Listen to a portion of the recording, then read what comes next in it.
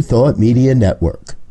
We are a global broadcast network of positive music, media, and entertainment, inspiring humanity's evolution along the journey of enlightenment and creating a world of love, peace, empowerment, and prosperity for all. New Thought Media Network. Positively inspiring.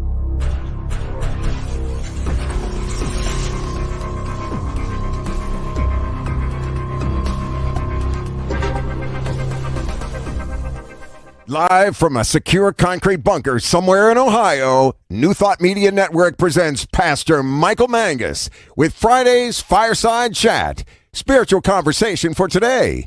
Here he is from the secret radio room, surrounded by thousands of watts, Pastor Michael Mangus.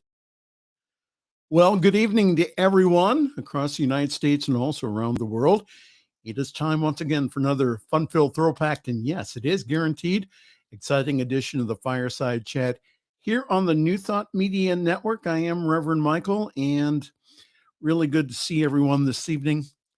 Not very happy clappy today, and I'll tell you why in a few moments. But we do have a wonderful show for you this evening. So please feel free to interact with us by posting your comments below on Facebook, and also on my Shea people. Send me an email during the week as pastormichaelmangus@gmail.com. pastormichaelmangus@gmail.com. The purpose of our Fireside Chat here on Friday evenings is to talk about contemporary issues from a New Thought perspective. And as I keep saying week after week, I want us all to have a new thought about what is going on in the world and a part that we can play to make it a whole lot better. Well, wouldn't you know it, hours after I have on Jeff Radcliff last week, we have more stuff happen here in Ohio. So he has returned. We had to bribe him this evening, all the way from Tennessee. Again, my friend, Divine Science Ordained Minister, Reverend Jeff Radcliff, will be our special guest in the second half of the program to talk about the shootings that happened in his home state, not that far away from him, in Nashville, and also about the happenings, especially tomorrow in near Chesterland, Ohio, where they're having a fundraiser for a family with a drag show along with breakfast. And that's bringing out all the individuals who are against it. So we'll be talking to Jeff here in just a few moments. Well, today, March 31st, is the International Transgender Day of Visibility. International Transgender Day is an international event. It's dedicated to recognizing the resilience and accomplishments of the transgender community. We celebrate the trans people among us, raising awareness about the struggles they face, including last year alone, over 35 deaths attributed to murder or suicide of individuals from the transgender community. And worldwide, they've had over 300 deaths in the year of 2022 alone. That's worldwide. So we advocate also for more rights for them, that their community may be empowered. Here's a wonderful quote from our past spiritual leader for Centers for Spiritual Living, who I had an opportunity to meet last year. And that's the Reverend Dr. Edward Viljoen. He says, "Our teaching of oneness and wholeness creates the moral compass and a welcoming environment that affirms transgender people as exquisitely individualized expressions of the divine, and also celebrates their contributions to society." Thank you to the Reverend Scott Aubrey from spiritualpassages.org for that email today to remind me. All right. Let's get to the news. The first funeral connected to this week's massacre of 3 children and 3 adults at a private Christian school in Nashville was set for today, a day after officials released distressing 911 calls reporting the shooting in the Tennessee city. Evelyn Dickenhouse, who was 9, was the first victim of Monday's shooting at the Covenant School to have a funeral service today. The shooter was a former Covenant School student, also killed 9-year-old William Kinney and also Hallie Scruggs. Catherine Coons, who was the 60-year-old head of the school, Cynthia Peak, who was a 61-year-old substitute teacher, and their janitor, Mike Hill, before the police shot and killed the shooter inside the school. On Thursday, Nashville officials made public the 911 call that came from inside and outside the school as the shooting happened. The calls offer a heart-wrenching glimpse into the terrifying moments that others have experienced on U.S. school campuses in a nation where research shows that guns recently became the leading cause of death for children and teenagers. And the attack was the 19th shooting at an American school or university in 2023, in which at least one person was wounded, according to a CNN tally. The 911 calls were released as a motive for the shooter, identified as 28-year-old Aubrey Hale, remains still unclear. Although investigators are continuing to dig for a possible motive for the shooting, officials believe that the attack was planned and calculated. Hale was under a doctor's care for emotional disorder. Nashville Chief of Police John Drake said earlier in the week, Hale legally bought 7 guns in the past 3 years, and they were kept hidden from Hale's parents, who lived in the same house, Drake said. The rest of the article talks about how well trained the students and the staff were for a possible shooter coming to their building, and that everyone did the right thing as far as, again, barricading themselves in and then getting out as quickly as possible. And experts have said that the reason that there weren't more deaths was because of again, the training of the students and the staff. And then we have this story from NBC News. Some on the right blame gender identity and not guns for the Nashville shooting. In the hours after the shooting at a private Christian school in Nashville on Monday, some conservatives rushed to blame the massacre on the subject's gender identity, connecting the tragedy to their national crusade against transgender rights. Again, little is known so far about the motive of the shooter, whom police identified as a transgender former student of the Covenant School who resented having to attend the facility. There's more. As Republicans across the country move to ban trans literature from school libraries, pass laws outlawing gender-affirming care for trans youth, and prepare to campaign on fighting against woke values, in quotes, on gender and sexuality, the combination of a trans shooter at a Christian school sparked a firestorm as social conservatives claimed vindication. Let's understand that there have been dozens of mass shootings this past year, and researchers have found that 98% of the shooters were men. But some far-right politicians and activists have used the Nashville shooting to baselessly claim that there is an epidemic of trans non-binary mass shooters. Unbelievable.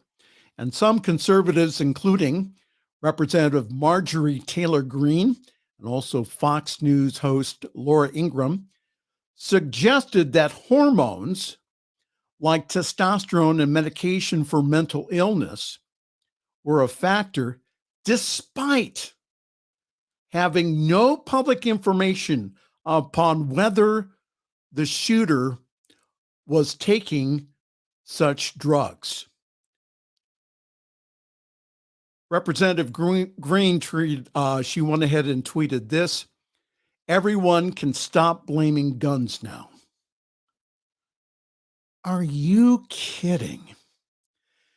And from my home state of Ohio, Senator J.D. Vance, whose campaign last year focused in part on conservative cultural grievances, said on Twitter that if a trans shooter targeted a Christian school, then there needs to be a lot of soul searching on the extreme left. Giving in to these ideas isn't compassion. It is just dangerous.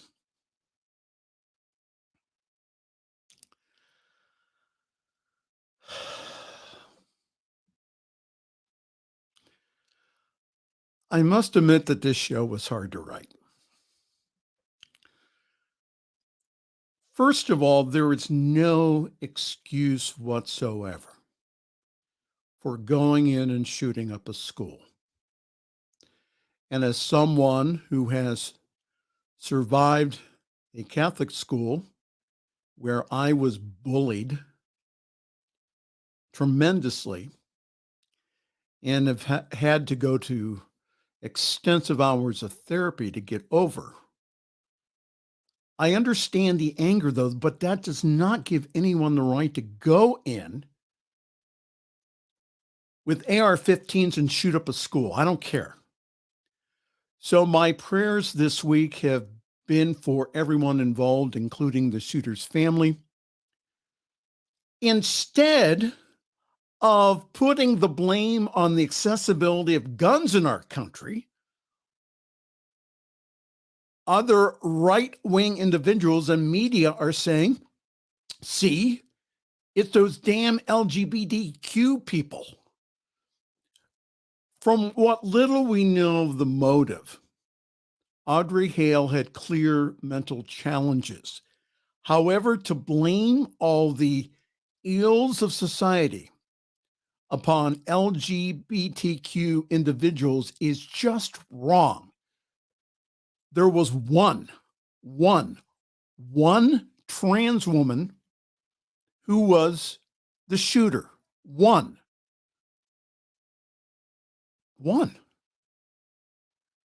Not a pattern, just one.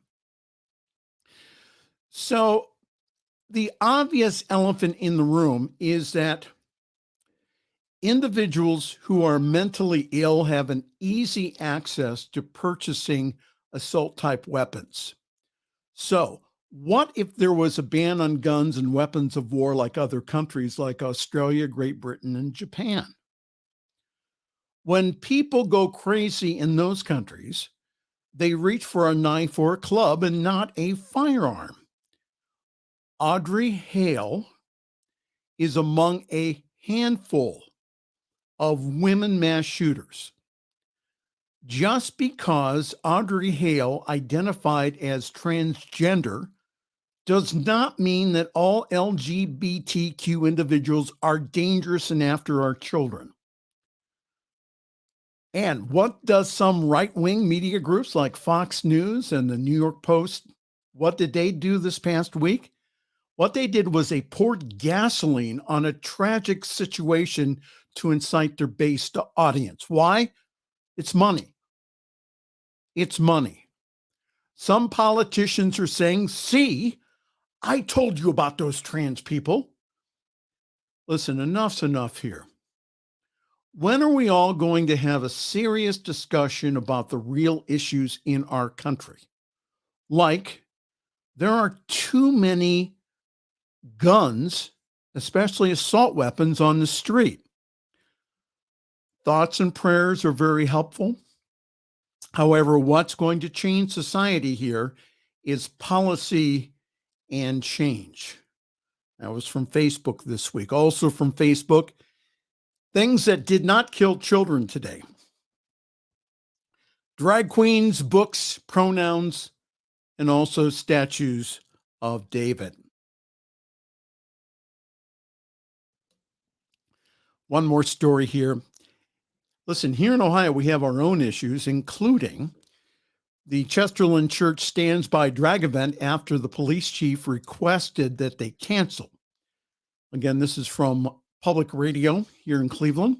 Despite a cancellation request from the Chester Township Police Chief, the Community Church of Chesterland is sticking by its drag events for this weekend. The church is hosting a drag story hour event on Saturday afternoon and also partnering with a Sheridan restaurant, Element 41, for a drag brunch on Saturday morning.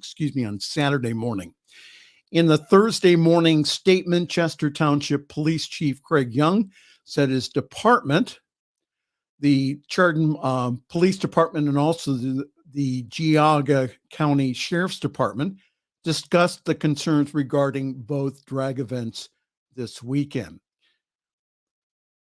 The church said in a statement that it would not be canceling the event. Instead of asking us to hide, perhaps they could tell the hate groups not to come.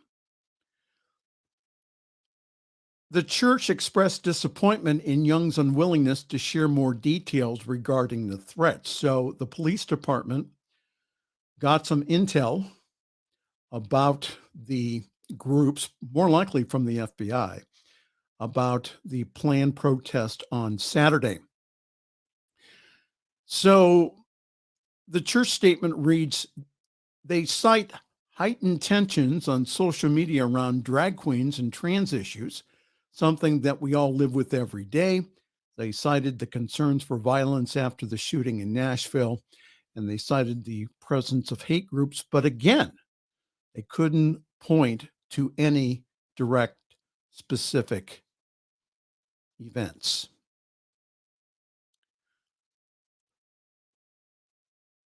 Social media posts and calls to the restaurant and the church suggest that the event will be met with anti-drag protesters, including the Proud Boys, a far-right extremist group. And earlier this week, the owner of the Element 41 restaurant read off a list of threats and complaints that he received by way of email, phone, or social media regarding the drag brunch. And also, the church was hit by arson last Friday evening by someone destroying a church sign. And also, see on that picture, a Molotov cocktail was thrown at the metal door at the church that burned not only the door, but also the sign that said, no matter where you are from, we are glad you are our neighbor. Listen, I admire the bravery of the Community Church of Chesterland going ahead with the drag brunch and also the story hour tomorrow. The church and the leadership has asked that instead of protesting tomorrow in a very nice little town called Chariton, to please give a generous donation to the church instead to pay for security. They've racked up well over $10,000 in extra security and extra things that they had to do to keep everyone safe. We must continue to stand up to hate and misinformation about the LGBTQ plus communities. My prayer for a peaceful event are with them. As I take the deep breath, hi there. Good evening. This is the Friday Evening Fireside Chat here on your New Thought Media Network. I am Reverend Michael, and in just a few moments, we'll be joined by, all the way from Tennessee, the Reverend Jeff Radcliff, who will be commenting on the news. And what a week it's been. So let's go to some announcements, and then we'll go ahead, we'll take a break, and then we'll be back then with Reverend Jeff.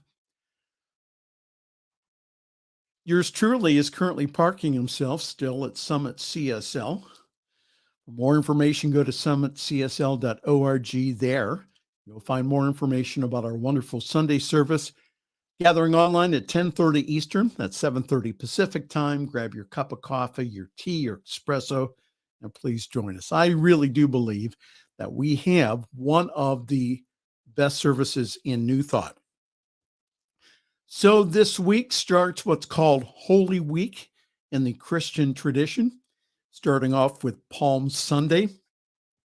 This coming Sunday on April the 2nd. So our speaker for Sunday will be a longtime friend of mine, the Reverend Dr. Carol Andrick.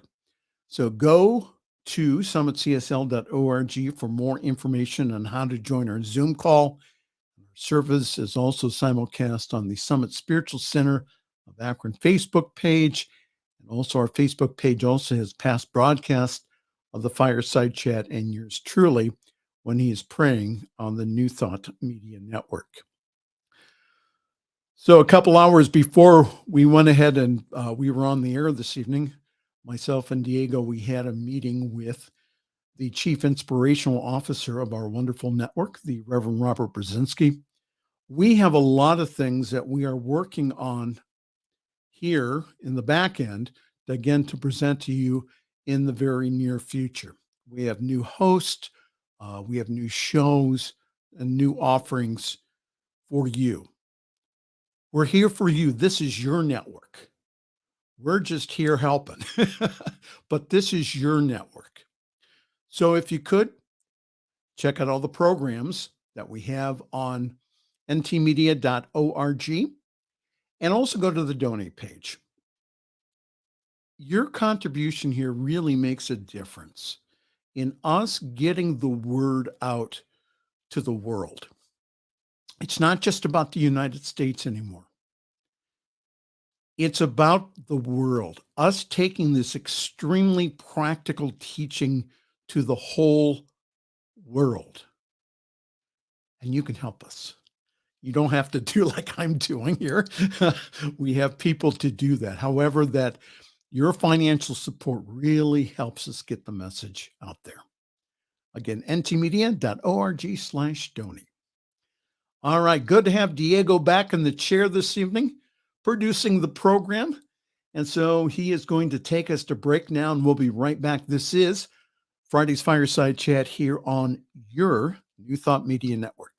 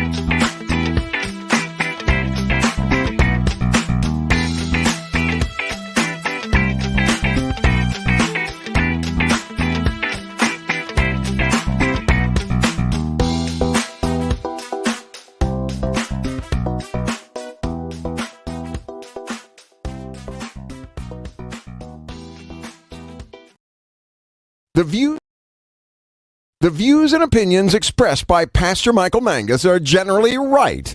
However, they are his own and do not reflect the views and opinions of New Thought Media Network, Centers for Spiritual Living, or any other person living or dead. As they say in the 12-Step Recovery Program, take what you like and leave the rest. Here again is Pastor Michael.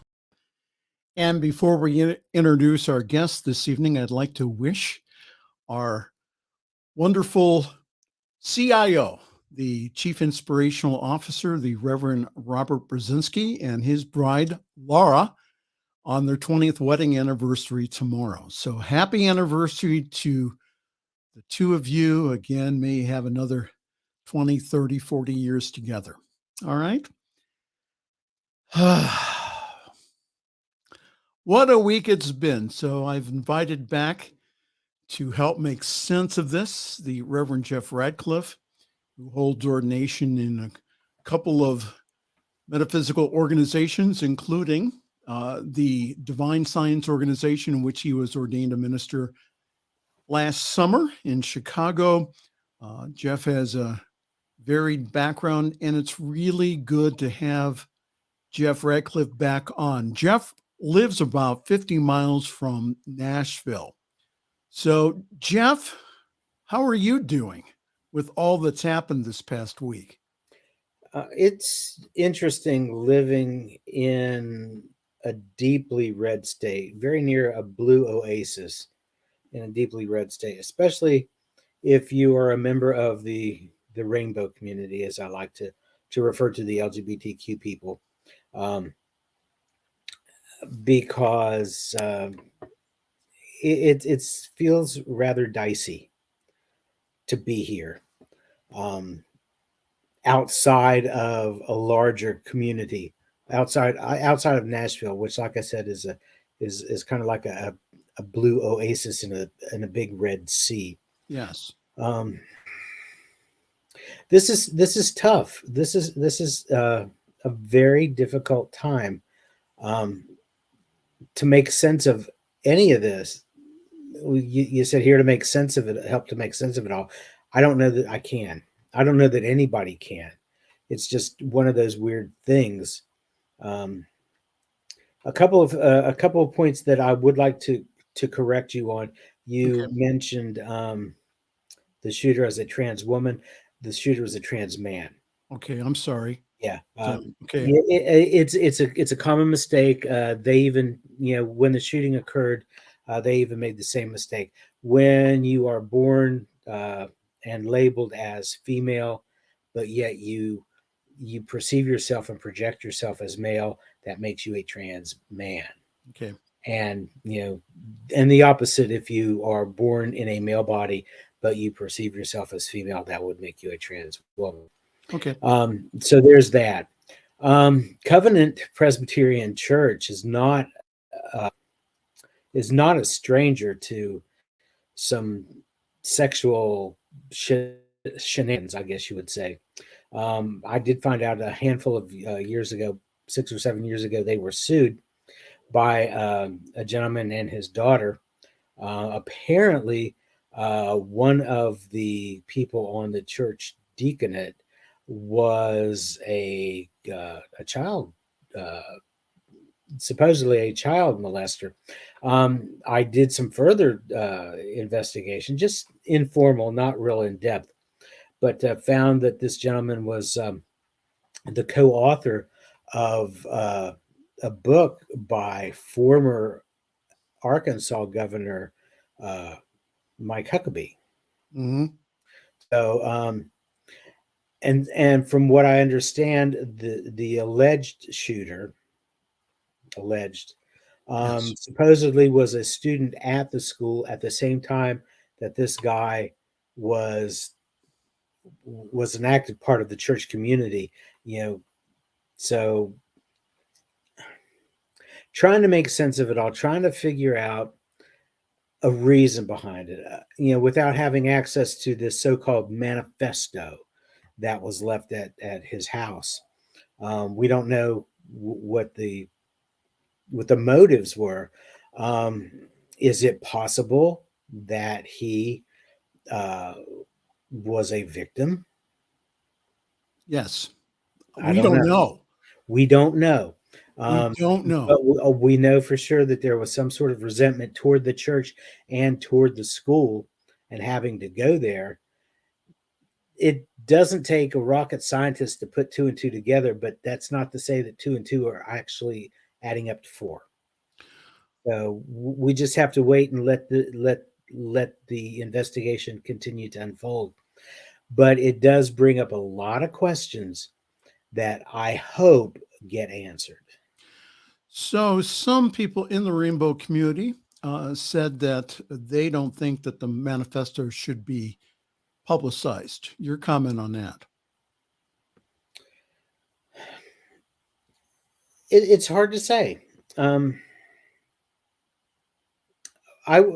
a part of me that would say, yeah, everyone deserves to have their privacy, and what is going to be in there are going to be the thoughts of a troubled human being.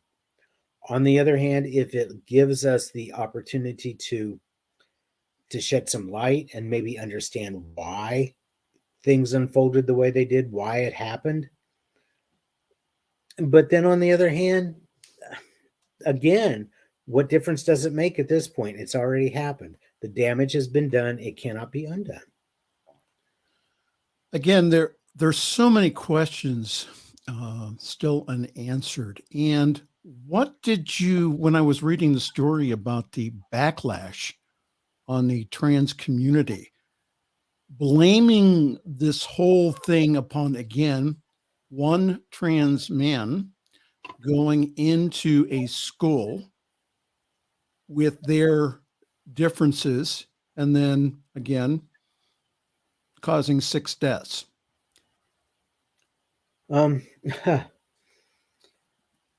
It's ironic that what is he, a representative? J.D. Vance? Jim Jordan. Yes. Yeah, Jim Jordan. Also from Ohio. I'm sorry. Who We apologize. Has his own little skeletons in the closet when it comes to underage and sexual goings on that we won't touch. Had the audacity to say that he wanted to launch an investigation into this as a hate crime, because here's a trans individual targeting Christians. Well, first of all,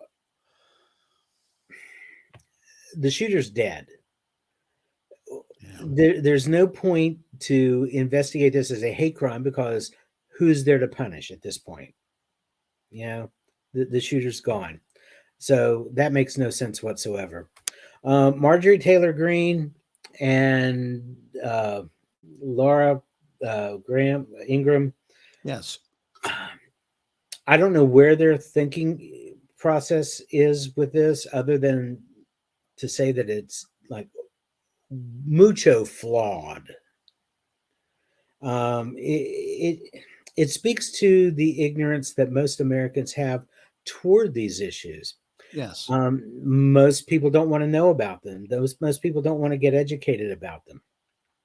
If you're different, most people don't want to have anything to do with you anyway. Which brings me to a point that I was hoping to make later on, but I think now's a good time to bring it up. Back when I worked for the United Methodist Publishing House, okay, one of their most popular authors he's now a retired bishop. He was a United Methodist bishop named William Willimon. Okay. And he wrote a book called Fear of the Other, No Fear in Love. And basically the book is emphasizing the biblical teaching that we have to receive others for who they are, and to see their differences as gifts and mysteries that bear the grace of God. You look around at the Christian community today and you don't see that grace. No. That grace is almost non-existent. But yet we'll see people who are fierce, vocal, vehement advocates against accepting people for who they are. And they get all the news. Tucker Carlson, Fox News, claimed that that trans and non-binary people are, and this is a quote, our natural enemy who will eventually draw blood.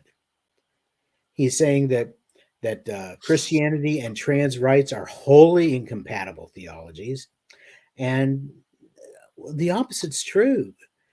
The opposite is true. God welcomes all.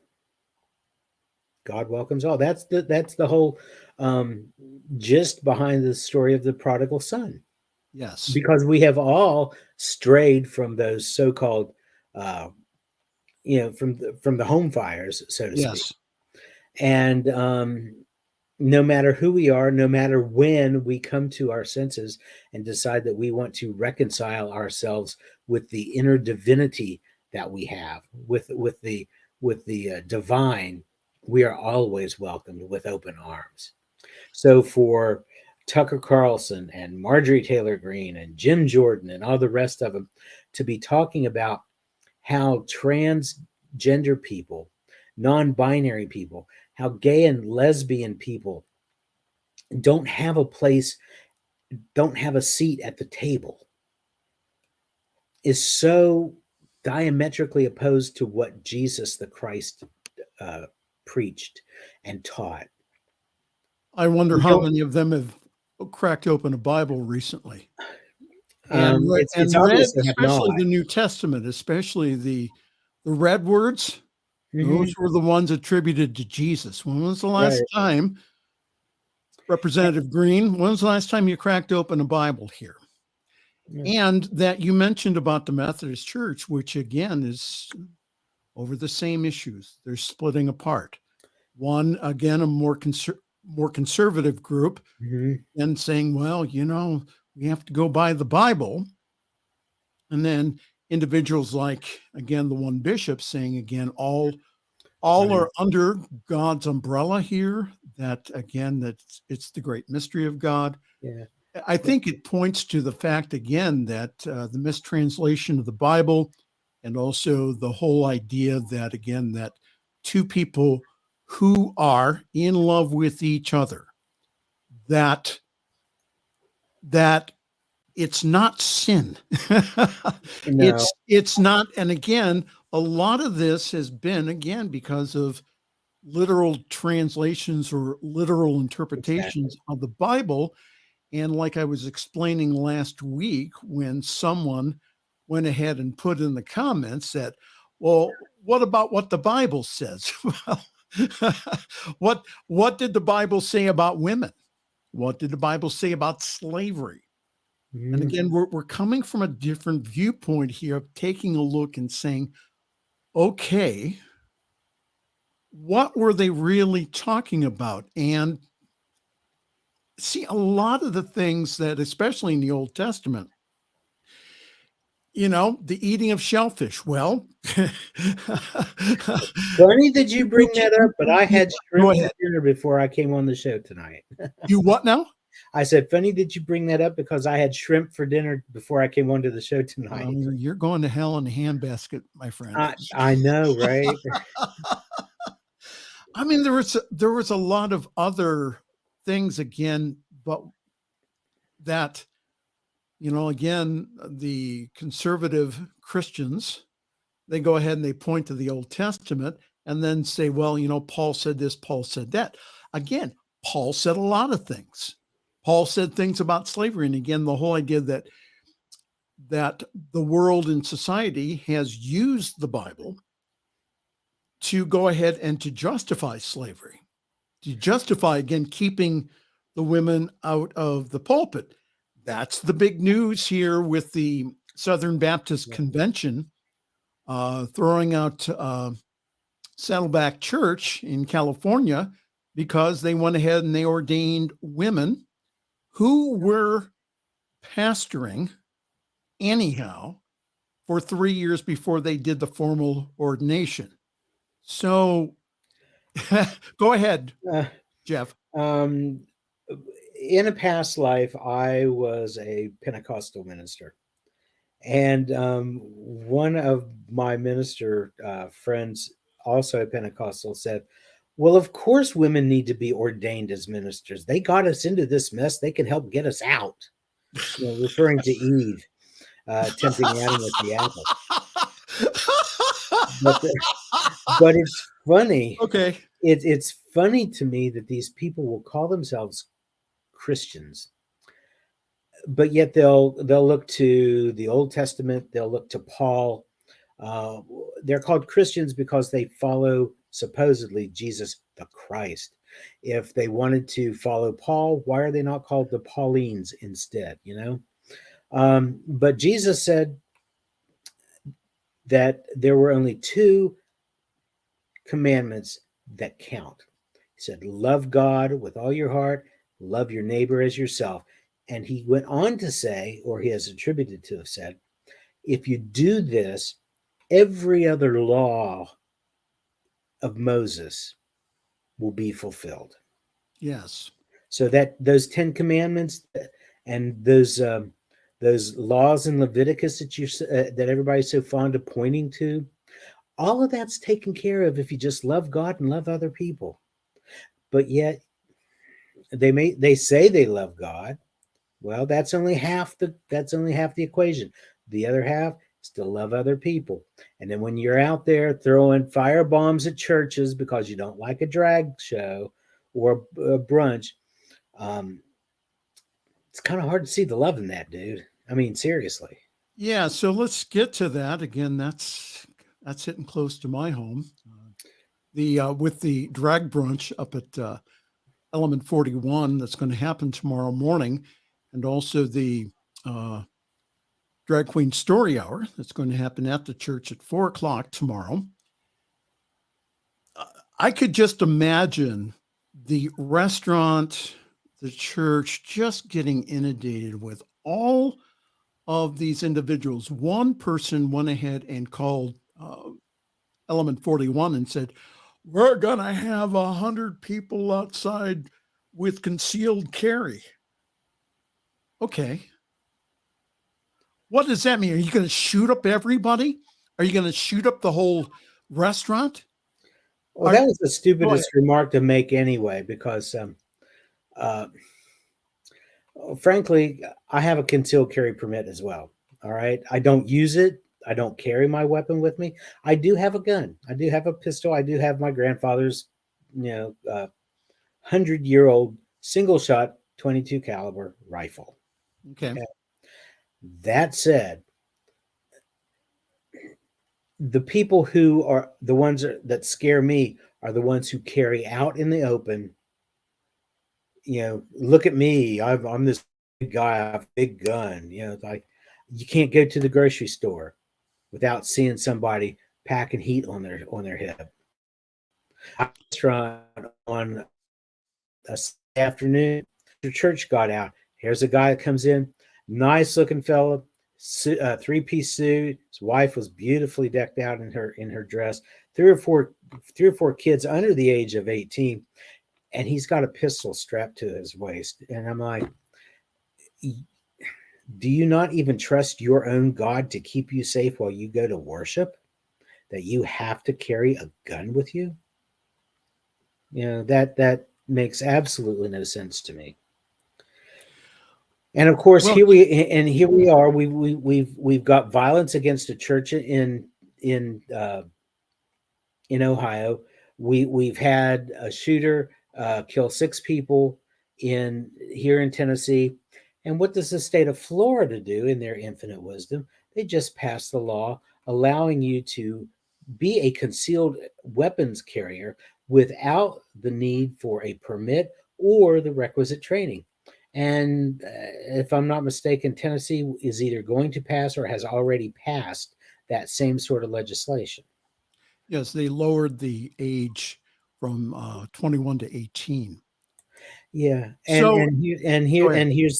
another thing. Representative Tim Burchett who is a Republican from the state of Tennessee. They asked him about the school shootings. He said, "We're not going to fix it." He said that there's no reason to try to fix it by curtailing who gets to own firearms, because it's not a gun problem, it's a people problem. And the way to fix it is to have a good old-fashioned Holy Ghost revival and get everybody saved and let the love of God fill their hearts so that they won't hate people enough to go shoot them. That is so much crap about that. First of all, again, like I said in the news, when developed countries like Australia, I think also New Zealand too, Japan, and also the UK, when they had mass shootings, they said, no more guns here. We're going to go ahead and we're going to call back all the assault weapons. We're going to call them back. We're going to make it extremely difficult for you. If you want to collect them, fine, but we're going to make it extremely difficult for you to get a weapon of war, of which these are. A normal hunter would never take an AR-15 out to the woods. Why? Because it would make mincemeat out of your deer or your bear. So don't give me that crap about, excuse my French, don't give me that stuff about it's the people, not the guns. Take away the guns. And what happened in these countries is that the mass shootings, they stopped. Because when people went crazy, they would go ahead and again would grab either a knife or a club or something else, which does cause damage, but not as much as carrying in to a school a weapon of war and killing 6 people. That doesn't make any sense at all. And your representative saying stupid things like that? Oh, it gets better. It gets better. They asked him what his personal solution was for keeping his daughter safe, his underage daughter. He goes, "Oh, well, we don't worry about her. We homeschool her." Wow. You know, it came out after the Uvalde shooting in Texas that that a lot of parents a lot of schools across the country now are asking parents when they enroll their children in school to attach a photograph, and they've got a little drawing of a person on paper. Show us if your child has any identifying marks or scars or anything like that. And people were filling this out, not realizing that what they were doing was giving the authorities identifying information in case somebody came in and blew their kid away, because those weapons leave nothing. They leave nothing in the way of evidence except blood splatters all over everywhere. So if you can find an arm or a leg or something, you pray to God that your kid had a scar on his knee so that they could identify him. So, Jeff, what do you think about individuals also, people saying stupid things about they're saying, well, oh, I just want to slap the spit out of them. Well, Marjorie Taylor Greene this week saying, what we need veterans to go into these schools armed. And we also need to arm teachers. Talk about that. My son is getting ready to graduate from West Virginia University with a graduate degree in secondary education with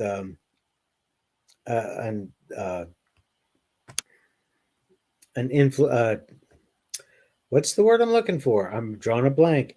A focus on history. Okay. He's a war historian. And he has told me time and time again, he said, this is not going to work. And it's not. There are too many people who have grown up now in a state like West Virginia.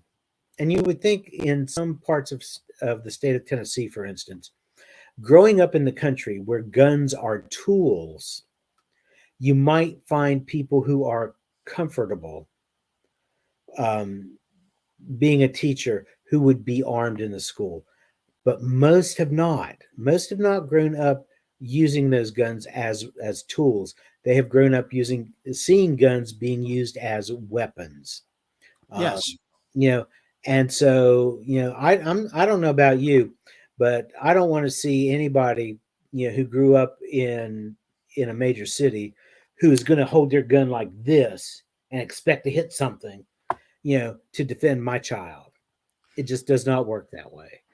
These people are being educated to be educators, Yes. not to be bodyguards. You want a bodyguard, you get anybody else. Veterans, I have my problem with that too. Being a veteran, I'm a disabled American veteran of the United States Army. Mm-hmm. I also have my problems with that. There are too many veterans out there who suffer from PTSD, who, if not,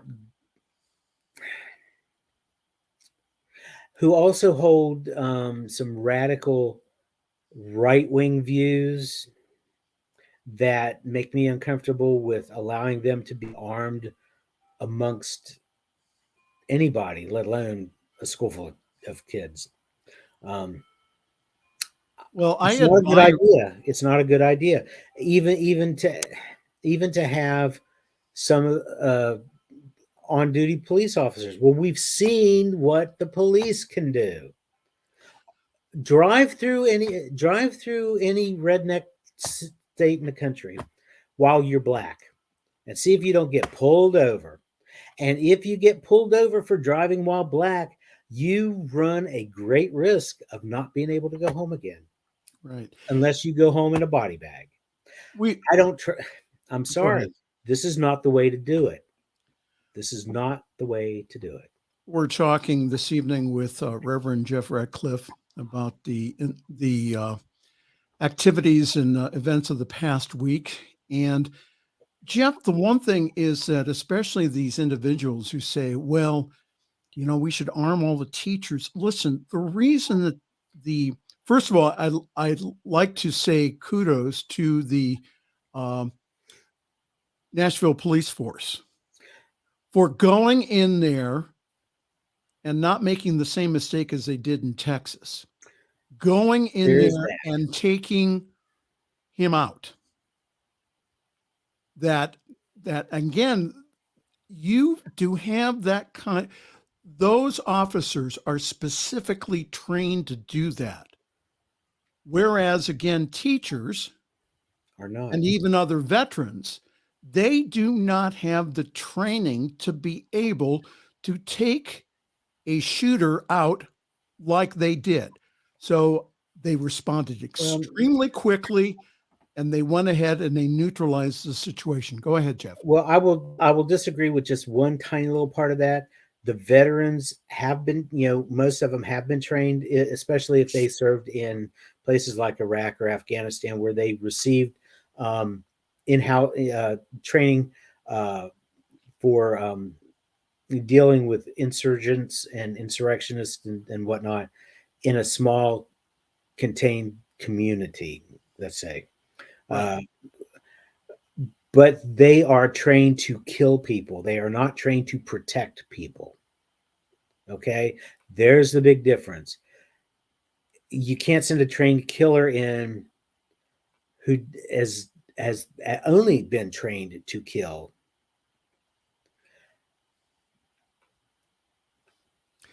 That's right. And I think that so even the individuals who do church security, of which there are firms out there, what they do is they go ahead and they train people from the church and they take them out and they do live fire. Mm-hmm.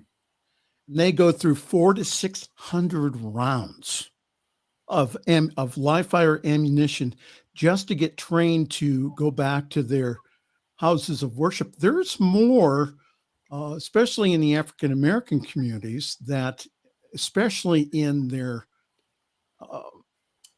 they're training to be an usher, that some of them have concealed carry. And they've also been trained also to use that. But again, when you have these mass shooters come in, and again, with AR-15s, and they go ahead and they start firing, it really does take a really good shot with a pistol to take them out.